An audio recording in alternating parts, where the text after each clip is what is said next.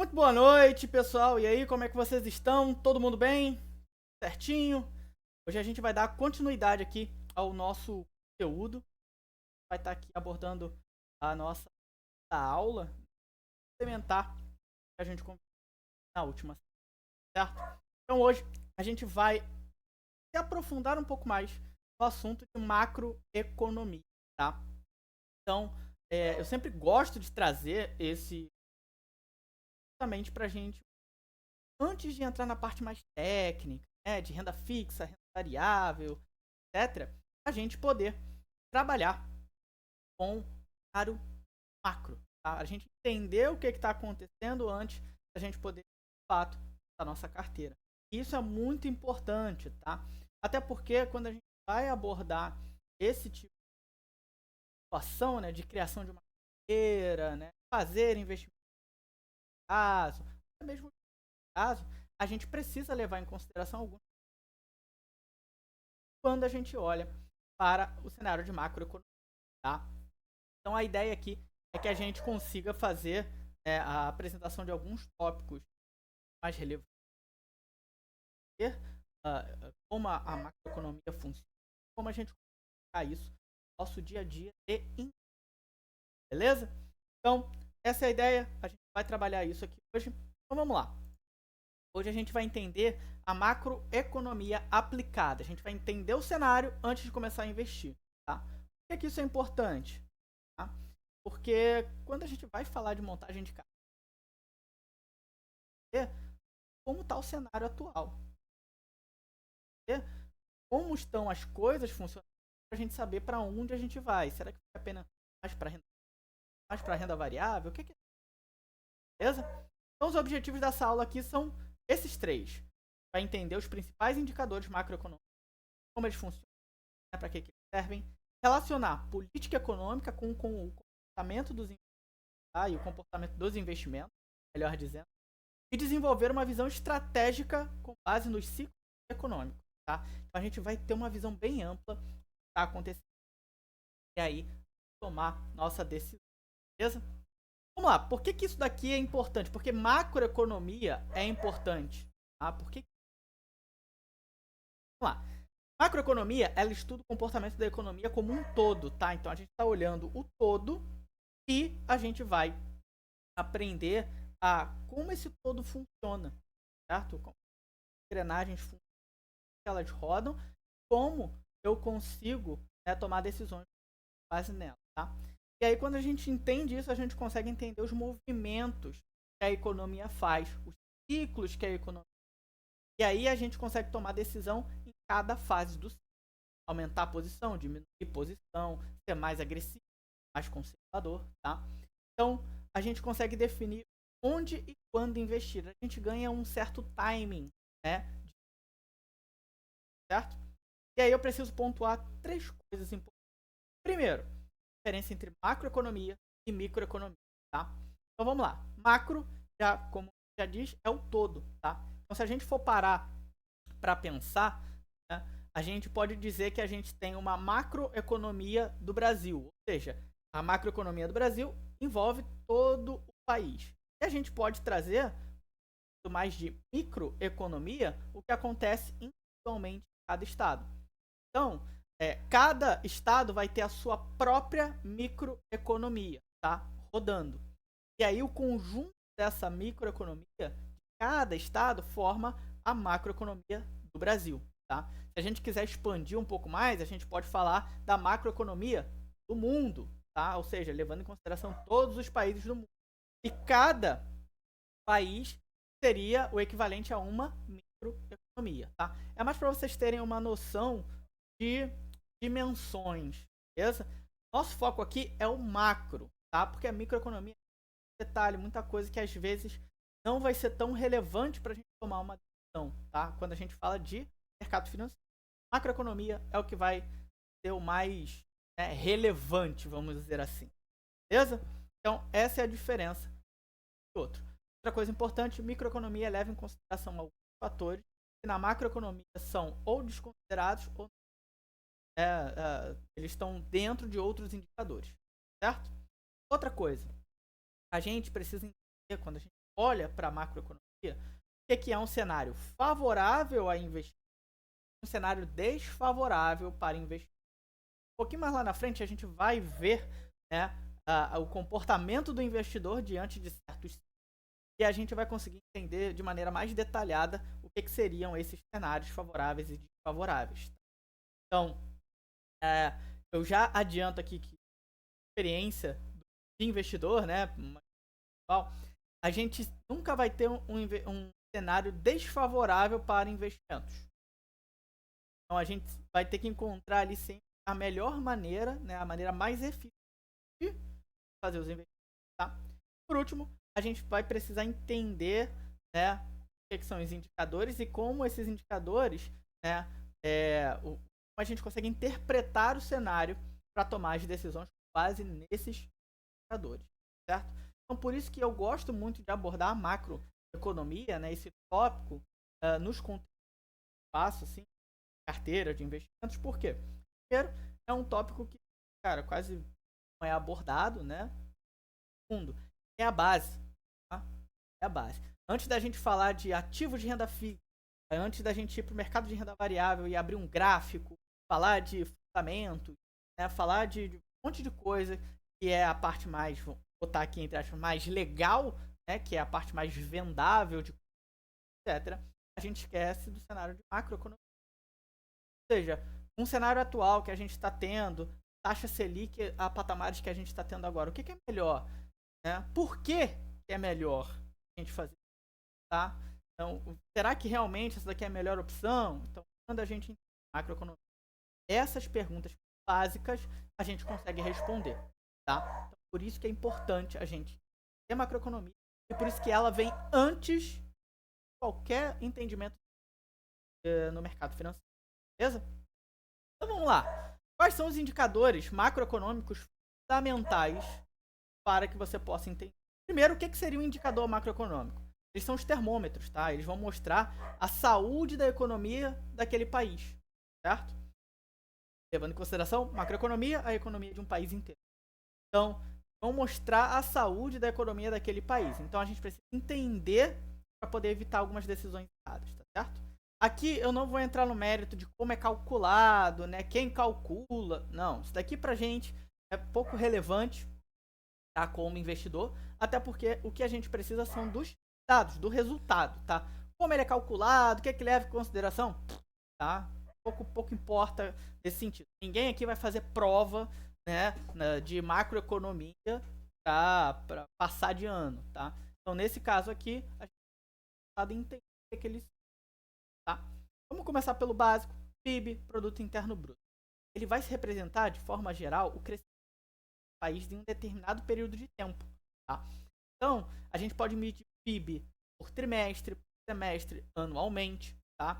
Então, se a gente consegue ver que um país ele tem um aumento de um período para outro, isso significa que a economia daquele país está crescendo, tá?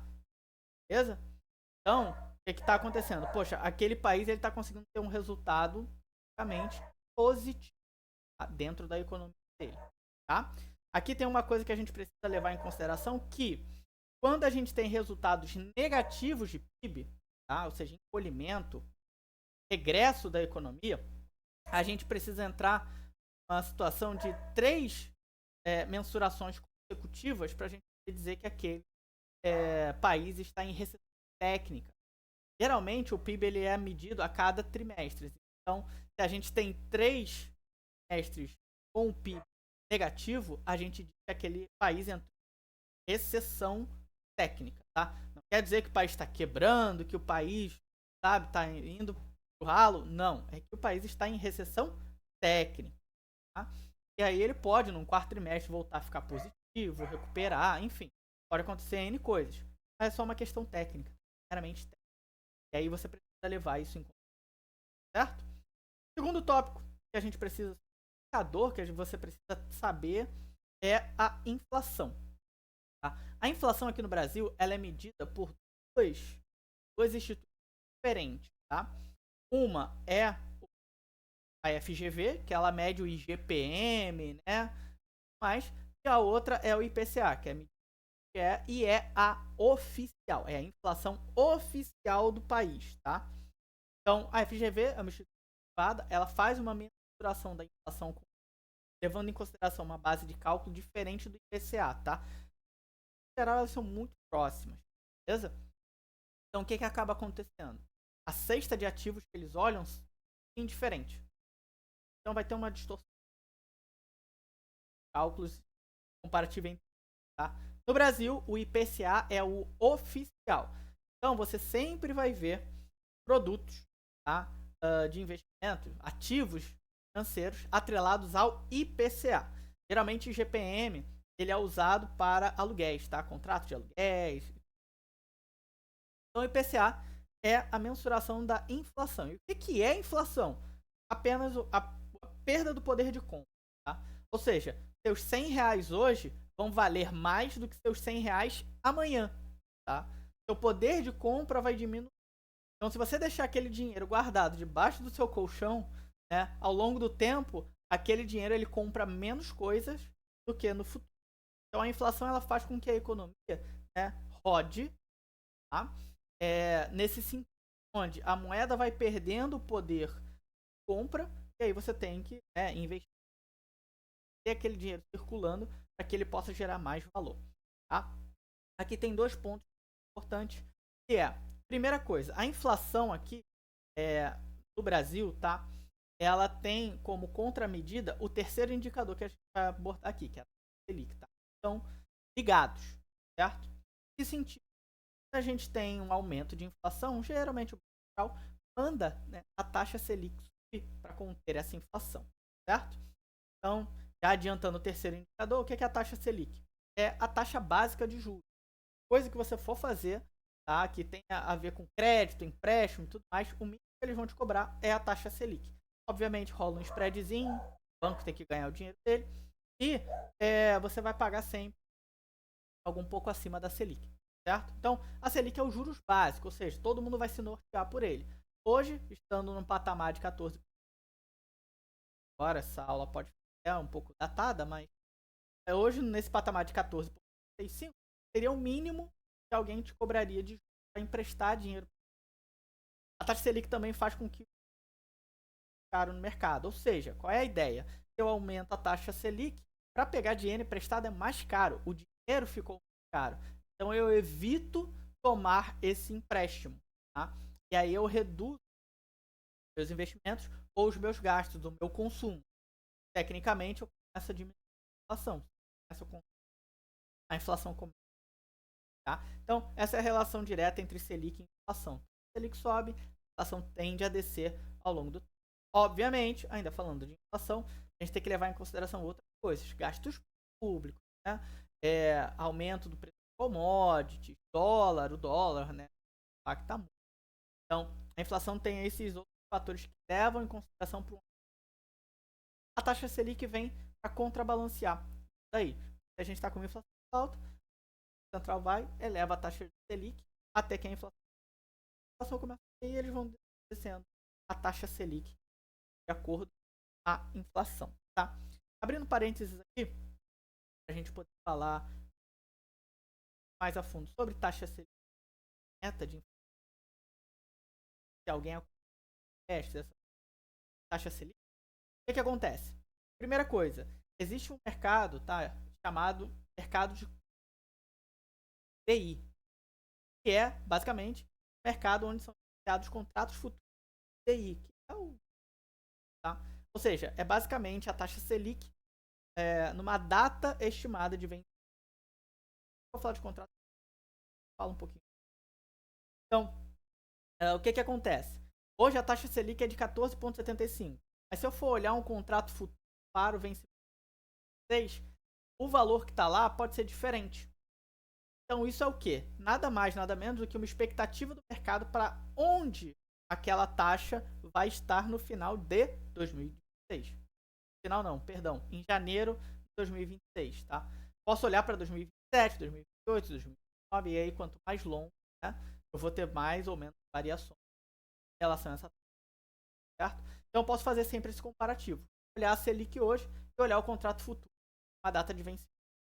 geralmente é janeiro de um determinado ano. Então seria janeiro de 26, janeiro de 27, e aí eu consigo ter uma expectativa, né, do que o mercado está vendo hoje e como ele projeta esse jogo.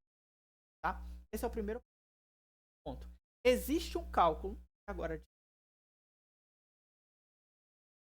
mas existe esse cálculo onde é feito a comparação entre a inflação e a Selic para poder estimar qual deveria ser o valor ideal de juros para que a inflação fique no patamar.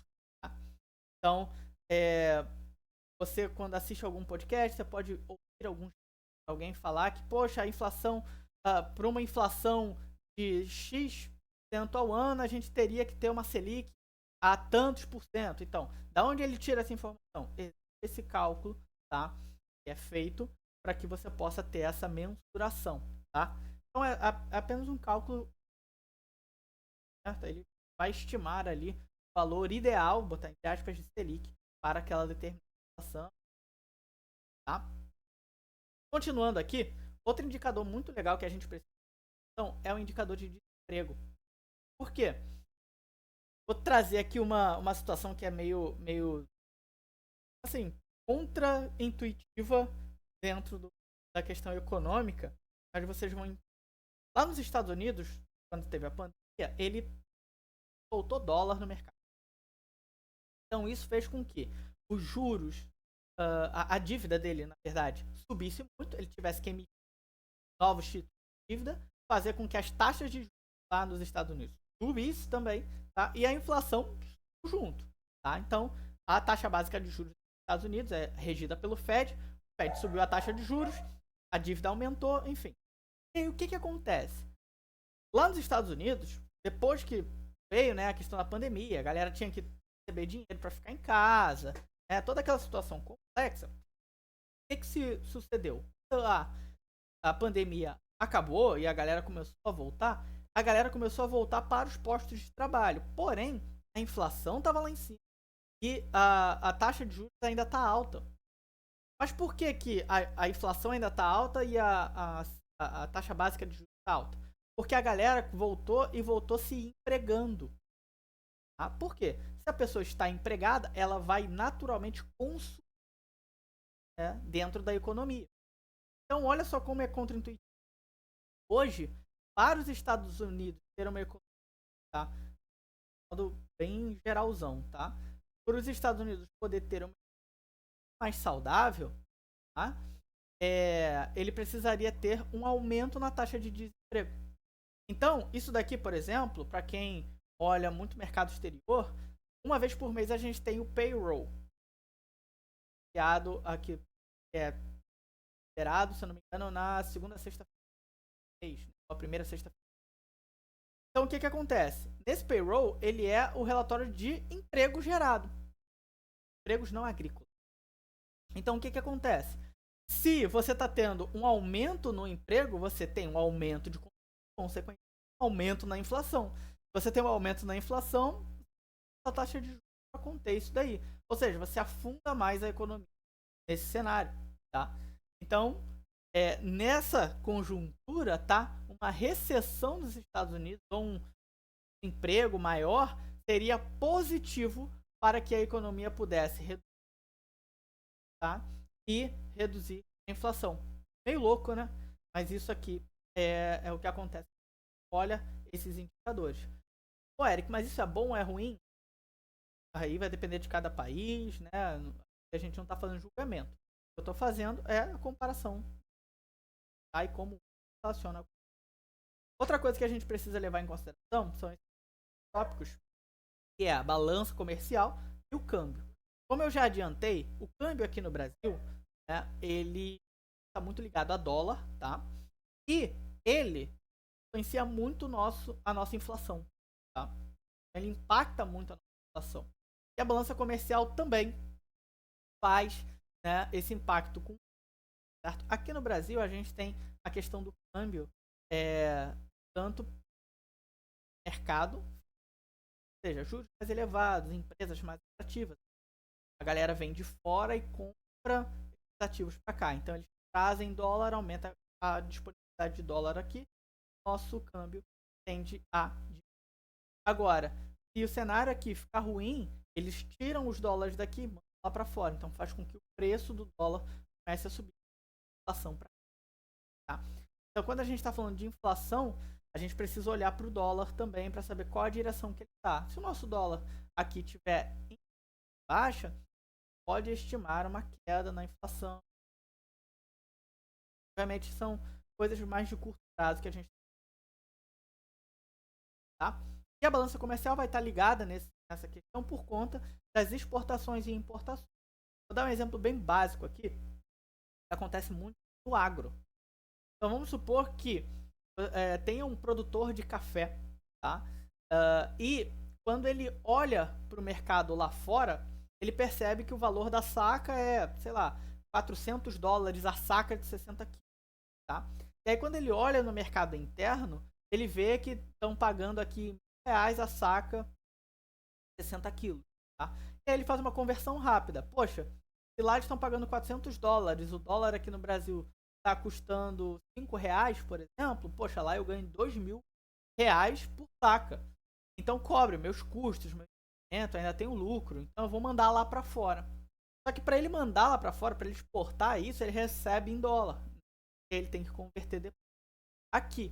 Só que aí a gente entra a questão de oferta e demanda. Essa produção dele é limitada. Quando exporta, eu tenho menos recursos aqui para ele vender internamente.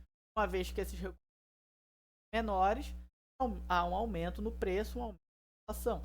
Então a gente precisa ficar de olho na balança comercial. Quanto a gente está exportando, né, tirando coisas que nós produzimos internamente, dando lá para fora, e como isso impactam a inflação, e as importações, ou seja, o que a gente está comprando em moeda estrangeira para trazer para cá, e o quanto isso impacta na nossa inflação, tá? Por isso que a balança comercial, o câmbio, percebem que está tudo ligado, né? Tá, o câmbio, a balança comercial, o desemprego, Selic, né? Inflação, PIB, tá? Então, tudo isso está ligado, e quando você entende esses indicadores, fica mais fácil para você saber, quando aparece ali no noticiário da noite, o que está rolando com o país. Tá? E aqui eu estou falando dados, tá? A gente está sendo bem objetivo. Falando de opinião, tá? Não, porque o indicador X é calculado por... Não é isso que eu estou falando. Dados. Então, se você pegar esses dados hoje e comparar com o trimestre anterior, como é que foi a situação? O que que aumentou? O que que diminuiu? Tá? E aí depois você entende, poxa, por que isso aqui aumentou? Certo? Obviamente, a gente vai entender esses dados para poder ter uma visão mais ampla de para onde a gente está caminhando. E a partir disso a gente consegue ter essa noção de como vai ser a nossa carteira. Né? Será que eu vou ter mais renda variável, mais renda fixa? Se eu tiver renda variável, eu vou ir para onde? Ações, fundo de investimento imobiliário, o que, que eu consigo fazer? Se eu for para renda fixa, o que, que vai ser mais interessante? Ouro, debêntures, LCIs, LCAs, o que, que eu vou fazer? Porque como é que está o cenário macro hoje? Eu vou montar a minha carteira. Eu entendo esses indicadores, faço. Outro ponto muito importante é que a gente precisa a diferença entre monetária e fiscal. Duas coisas distintas, tá? Então, ambos são instrumentos do governo para controlar a economia. Vai afetar diretamente. Primeiro, a política monetária, ela vai ser esse controle que o Banco Central vai ter de aumentar ou reduzir para controlar a inflação, tá? Então, se hoje a gente tem um Banco Central independente, tá? Pode ser que isso não mude ou não, mas hoje a gente tem um Banco Central independente. Então, isso, o Banco Central ele não está ligado aos interesses do governo, tá? Então, ele está ligado aos interesses diretos do Conselho Monetário Nacional. Então, se o Conselho Monetário Nacional fala que a meta de inflação é de 4,5%, o Banco Central vai ter que fazer toda uma estrutura, né, ao longo do ano para que no final do ano a inflação chegue aos 4,5% ou menos. Então, a gente aqui no Brasil trabalha com meta de inflação, que seria esse patamar de 4,5%. Aí tem uma margem abaixo, tá? Então ficou dentro dessa margem, a gente está no patamar legal.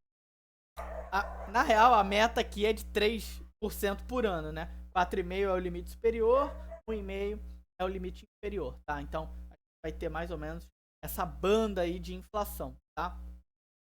E o Banco Central ele vai atuar de maneira independente para que isso ocorra, tá? Então, se ele vê que a inflação está subindo, ele sobe a taxa de juros, tá? Ah, mas a inflação aumentou por N. Banco Central, não. Vai subir a taxa de juros. Se a inflação continuar alta, a gente tem ou aumenta. É assim, beleza? Então, ele é independente. Já a política fiscal, ela vem do governo, tá? E está ligada ali à arrecadação de impostos e gastos públicos. Isso significa o governo, quando ele não tem uma política fiscal, quando ele executa a política fiscal, ele pode gastar mais do que ele arrecada. E uma vez que ele gasta mais do que ele arrecada, ele vai ter que aumentar o nível de imposto para que ele possa se financiar, tá? E ele vai precisar também emitir novas dívidas para financiar. Só que para ele emitir novas dívidas, ele tem que aumentar a taxa de remuneração dele, tá? Então ele assume um risco maior. Então, o que acontece? A política fiscal é quando o governo ele tem que controlar os gastos dele em relação ao que ele arrecada de impostos, certo? Por isso que, para quem tem no ano passado, se eu não me engano, houve um grande período de certeza na bolsa, porque o governo ainda não tinha aprovado o arcabouço fiscal, que limitava os gastos públicos, tá? Então, se um governo não tem esse tipo de planejamento financeiro, diminui a confiança no país. E a confiança no país, o pessoal tira os investimentos que estão aqui e manda para outro lugar. Se eles têm que tirar do país e mandar para outro, eles precisam fazer câmbio. A moeda sobe. Se a moeda sobe, a inflação sobe. A gente sobe quanto é. Então a gente precisa ficar de olho nessas duas coisas: política monetária, política fiscal, tá? Então a fiscal é o governo que faz. A monetária é o Banco Central que executa, tá? Então se o governo está gastando, está aumentando a inflação, o Banco Central vai atuar e vai subir o papo, tá? Agora, se está tendo um controle maior da inflação, o Banco Central vai olhar aquilo ali, opa, a taxa tá? Isso vai gerar essa movimentação. Então, o que acontece? Quando essas políticas, né, elas rodam, a gente vai ter cenários onde juros altos, valorizar a renda fixa, vai fazer muito mais sentido ter ativos de renda fixa na carteira do que você ficar correndo risco, tá? Isso aqui na parte mais lógica. Ah, sim, você tiver que escolher, tá? Particularmente quando a gente olhar a parte de renda variável, a gente vai ver que juros mais altos, quando a taxa Selic é alta, ela pressiona a bolsa para baixo. Mas por quê? Justamente por isso, essa transferência entre valores por conta do risco. Se hoje eu consigo garantir, por exemplo, rendimento de ao ano nos próximos 5 anos, eu garanto que eu vou dobrar meu capital na média de 5 anos, tá? Sem correr risco. Agora, se eu for para a bolsa, tem essa garantia? Faz sentido? Faz. Então, lembra lá da primeira aula que eu falei do homem econômico, né? Ou homem econômico? Ele toma todas as suas decisões baseadas na razão, na lógica, base em cálculos. Então, ele vai fazer essa conta. Vale a pena correr o risco ou não vale? O que é mais interessante? Se for para eu correr risco, qual vai ser a minha ação? Porque se hoje eu tenho 15% sem risco, ganha muito mais. Então eu vou ter que implementar uma taxa de desconto, eu vou ter que, sabe? Então, fatores que vão entrar ali na renda variável. Na renda fixa, taxa mais alta, estou garantido. Tá? Outra coisa, gasto público descontrolado gera inflação, fuga de capital, que foi o que havia mencionado anteriormente.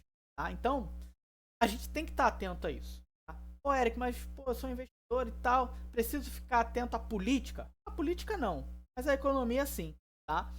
Então, isso é muito. Lembra daquilo que eu falei lá na primeira aula. O mercado não se importa com a sua não se importa com a sua. Trabalha com fatos, tá? Informação, dados. É isso que o mercado trabalha. Beleza? Falando, né? Já que a gente já abordou os principais tópicos, como eles se relacionam, a gente precisa que a economia ela se move em. E aí você precisa saber aonde a gente está no ciclo para a gente poder investir. Que momento que eu devo montar uma carteira? Que momento eu tenho que desmontar uma carteira? Quando eu tenho que aumentar as minhas posições, diminuir minhas posições? Onde é que a gente está nesse ciclo? Tá? Então aqui eu estou trazendo uma imagem que esse ciclo, tá? O ciclo econômico ele basicamente vai passar por 4 fases: expansão, pico, recessão e recuperação, tá? E aí ele vai novamente. Depois de recuperação ele expande, chega no pico, começa a cair até o ponto onde ele começa a recuperar, expande, assim, tá? Então a gente tem esse formato. Beleza? E aqui do lado tem uma imagem onde tem 8 passos para a gente poder entender como esse funciona: de expansão, recessão e recuperação. Então, por exemplo, a taxa Selic sobe, né? E aí ela traz a taxa de crédito, de empréstimo, sobe junto. Aí o consumo diminui. Então a gente já começou a entrar numa fase de recessão. A economia desaquece. A inflação cai. Aí, opa, a inflação caiu, a gente está começando a recuperar. A Selic cai. Opa, tá melhorando. O consumo reaquece. Eu começo a expandir, né? Até um ponto em que a inflação aumenta e eu chego no pico e eu repito o processo da taxa. Então nota que aqui a gente passa por todo o ciclo. Expande, chega no máximo, recupera e assim sucessivamente. Tá? Então a gente precisa entender em que momento que a gente está desse ciclo. Hoje, no cenário que a gente está atual, a gente está tendo alta taxa de a inflação está realmente elevada, mas ao mesmo tempo a gente está vivendo um cenário curioso nesse exato momento, tá? Em que a gente está fazendo essa aula. E a bolsa também está subindo, tá? Então, isso é um cenário curioso. Comumente acontece. Um cenário bem interessante, bem curioso. Levar com. Ah, por que? Certo? Então, bolsa basicamente vai ser a expectativa do investidor para agora.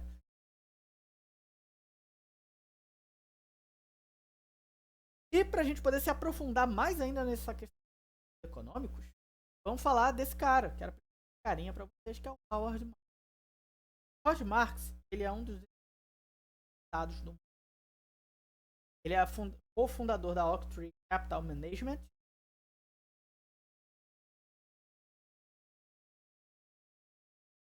Mais de 40 anos de mercado, começou ontem, garoto ainda. E ele tem uma abordagem muito interessante do mercado, tá? Ele é extremamente. Então ele é focado em investimento de valor. Você olha os fundamentos daquele ativo, né? Seja crédito, seja estável. Ele também desenvolve o mercado. Eu quis trazer ele aqui. Entendeu o ciclo econômico, mas do viés técnico. Esses. É aqui que é o grande lance, que é aqui que importa para gente. Howard Marks escreveu 2 livros que eu deixo aqui já como, que é o The Most Important, que é a coisa mais importante, e o Mastering the Market Cycle, tá? Que é dominando. Recomendo que leiam nessa ordem. A coisa mais importante para que você possa ter um completo da filosofia dele, tá? E o Dominando o Ciclo de Mercado, ele é particularmente que aborda várias coisas interessantes para poder identificar o ciclo, tá? E assim que esse livro foi lançado, né, a galera começou a falar um pouco mais sobre ciclos de mercado. Então, ele deu um start nesse. O que são ciclos de mercado? São basicamente movimentos naturais da economia. Aqueles movimentos que a gente viu, tá? Onde a gente vai ter crescimento e retração, como já viu. Porém, ele aborda aqui como mercado é o comportamento do investidor naquele momento, naquela fase, tá?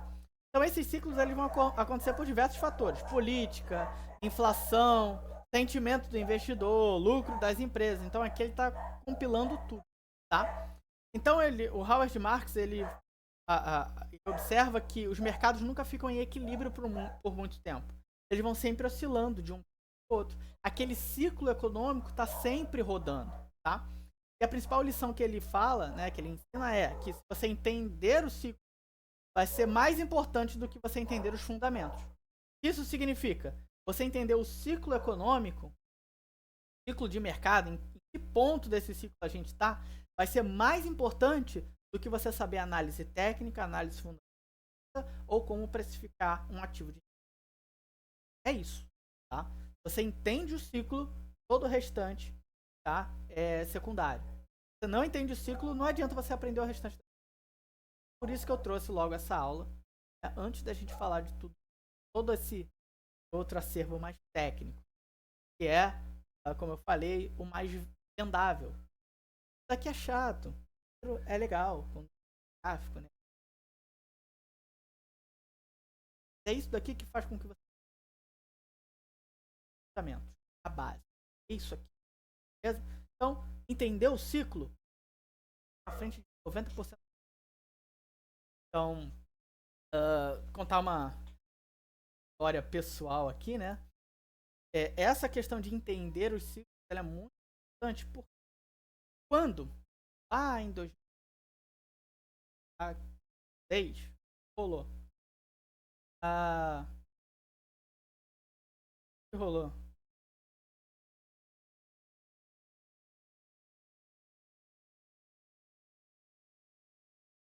O que rolou? 2015 e 2016 a gente teve uma crise aqui no Brasil absurda. Tá? E aí o que rola? A gente teve uma desvalorização dos papéis. E aí eu vi, cara, poxa, bacana aqui que tá valorizado. Faz sentido eu começar a comprar alguns ativos. Então eu comprei alguns ativos para médio e longo prazo. Quando chegou ali na metade de 2018, essa carteira já tinha dobrado de valor. O mesmo aconteceu em 2020, na pandemia. Então, a gente voltou ali do carnaval e a pandemia já estava rolando. Começou ali o mês de março, basicamente todo, quase o mês de abril, também, parte do mês de abril. Os ativos na bolsa sendo totalmente penalizados. E o que rola? As ações estavam muito desvalorizadas. Até conversei com alguns amigos, né, que hoje até fazem parte da comunidade, e eu falei com eles, cara, tá um bom momento para comprar ações. E de fato, né, comprei algumas ações, 1 ano e meio depois eu já tive ali um lucro de mais ou menos nesse movimento. E recentemente também, ali em 2023 para 2024, o lucro foi um pouquinho menor, mas a questão foi a mesma. Então essa foi a pegada, tá? Entender o ciclo, o que está acontecendo, e aí você toma a sua decisão. Beleza? Então vamos lá. Vou apresentar essa imagem aqui para vocês. Essa daqui. Quando esse livro saiu, essa imagem rodou e roda até hoje, tá? Várias. O que acontece? Isso daqui demonstra bem aquele ciclo econômico, só que com o viés do investidor, tá? Então, quando a gente está naquela fase de expansão, a gente começa a ter um otimismo exagerado, os investidores começam a ficar empolgados, começa a ter uma excitação absurda no mercado. E aí você começa a ver umas manchetes, né, no noticiário. Brasil vai se tornar uma potência, agora vai, Brasil na capa dos jornais mundiais. E aí a gente chega no pico, euforia. Você identifica, tá no pico, tá na euforia. É aqui que você se torna conservador. Tiozão do terreno, sabe? Não para nada. De renda variável. É aqui que você se torna extremamente conservador. Você dá um passo para trás e observa, cara. Claro, não faz. Por quê? Porque você já sabe que daquele pico ele vai começar a vir uma recessão, tá? Aquele movimento. Então, quando as expectativas são altas e elas não são alcançadas, vem a ansiedade, a negação, medo, tá? E aí os investidores começam a pensar, não, aí é só uma correção normal, daqui a pouco volta a subir, o Brasil vai tá explodindo, né? As ações, a bolsa tá subindo. Então você vai ter todo esse movimento, ansiedade, negação, medo, até que você começa a entrar em desespero, o mercado começa a entrar em pânico, ele captura, tá? O que é essa fase de capitulação? É quando a gente começa a ver as notícias do tipo, o Brasil aí nunca vai para frente, nunca dá certo. Capitulação basicamente é quando o último investidor vende a sua posição comprada. Euforia é quando o último investidor comprado, né, o último investidor que está de fora do mercado compra a sua posição. Então aqui basicamente você está comprando topo e aqui você está vendendo, tá? Capitulação e euforia. E é aqui que a gente ganha. Quando tiver todo mundo desanimado e depressivo, é quando os investidores vão ganhar dinheiro no mercado, vão comprar, porque está tudo barato. Ah, o Brasil tá horrível, tá? A gente aqui comprando ação, vendendo carrinho. Ah, o Brasil vai quebrar, e tá a gente aqui com ação. Por quê? Porque ele vai voltar. Em algum momento, essa depressão vai começar a ter uma pontinha de esperança, vai começar a ter algum alívio, e aí a gente volta para aquele nível. Aí esse ciclo vai. Beleza? Então fiquem atentos a esses comportamentos nessa fase. É muito para que você saiba a hora de montar uma carteira, desmontar uma carteira, comprar mais, comprar menos, tá? Lembrem sempre, desce mais. Beleza? E aí, como é que a gente aplica isso no dia a dia? Então, quando a gente pega esse conhecimento, se a gente utilizar ele no dia a dia, né, só vai facilitar, né? Então, primeira coisa, como é que a gente vai identificar o momento certo para alocar mais em renda fixa? Olhando taxa Selic, inflação, tá? Qual o ciclo do mercado que a gente está. A gente vai conseguir identificar oportunidade em tesouro, ações, dólar, sempre nessas fases. E a importância de a gente é que a gente consegue ajustar nossa carteira conforme o ciclo econômico. Então, se a gente está numa fase muito de euforia, vale a pena às vezes a gente com lucro, embolsar aquele dinheiro e aguardar uma fase ruim, estar mais barato, né? Também a gente evita o erro de operar sempre. Que foi aquilo que eu falei. Tá no pico e você tá comprando ação. Aí quando cai, você quer vender no ou nem vende, né? Você segura aquela posição eterna. Então, quando a gente entende esse cenário macro, a gente cabeça tá? Começa diferente. Beleza? Galera, esse foi o conteúdo da aula de macroeconomia. Na próxima aula, a gente vai começar a falar de ativos do mercado financeiro. E a gente vai começar pelos ativos de eles vão servir base ali na nossa carteira, tá? Você entende renda fixa, vai entender variável de uma. Se a gente for falar de renda variável, não adianta você querer saber sobre ações, opções, BDRs, ETFs, né? Qualquer coisa nesse sentido variável, se você porque cálculos que a gente faz em renda fixa, exatamente vai fazer em renda fixa. Então, se os autores, a gente consegue. E quando você entende como funciona a renda fixa, você vai perceber alguns comportamentos similares nas ações, né, na renda variável. Então, isso daqui é a base de qualquer carteira. Você não consegue montar uma carteira realmente lucrativa se você não tem renda fixa, tá? E tudo pede ali. Beleza? Então, pessoal, por hoje é só. Muito obrigado para você que assistiu até o final. Vou dar uma olhada aqui no chat para ver se tem alguma pergunta. Eu vou estar respondendo.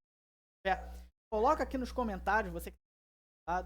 Peço que curta, comente, né, para poder ter um certo engajamento aqui na aula. Se for alguma dúvida, fique à vontade. A ideia é que você use essa plataforma como um EAD. Então, pode mandar. Sempre que tiver algum comentário com alguma dúvida, eu vou estar respondendo. E aí a gente vai ter essa ideia. Beleza? Muito obrigado, tenham todos uma ótima noite e até a próxima aula.